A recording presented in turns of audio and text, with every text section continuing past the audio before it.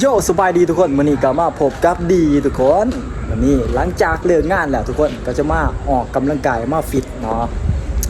โอเคเนาะทุกคนตอนนี้ก็เป็นบรรยากาศตอนเย็นทุกคนยามแรกทุกคน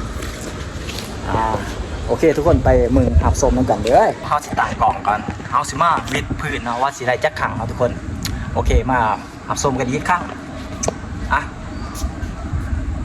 โอ้ยกล่องบ่เห็นปรับลงก่อนเอาสิมาวิดพื้นเนาะว่าสิไรจะขังกี่ขังมามึงน้ำกันอย่า1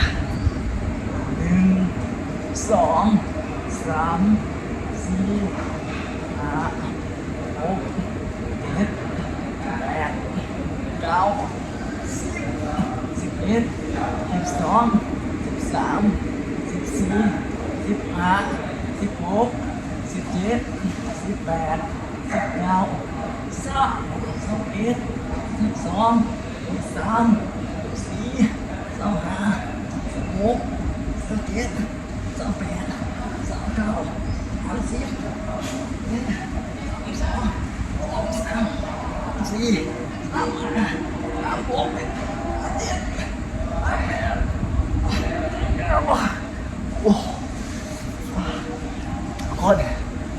โอ้วิดพื้นทุกคน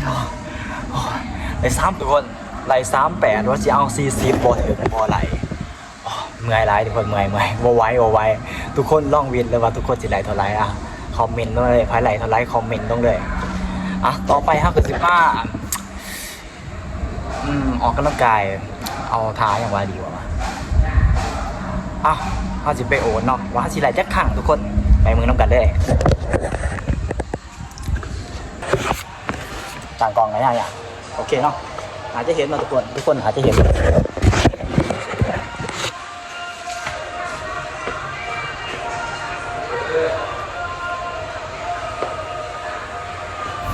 1 2 3 4 5 6 7 8 9 10 11 12 13 14 15โอเคทุกคนไหล15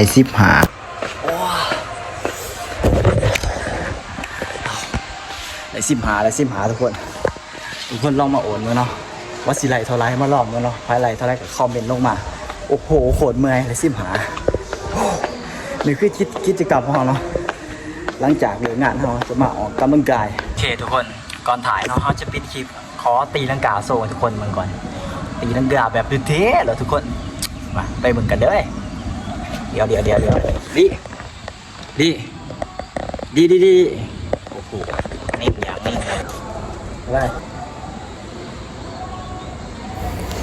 2 3โอเคทุกคนบ๊ายบายไว้เจอกันใหม่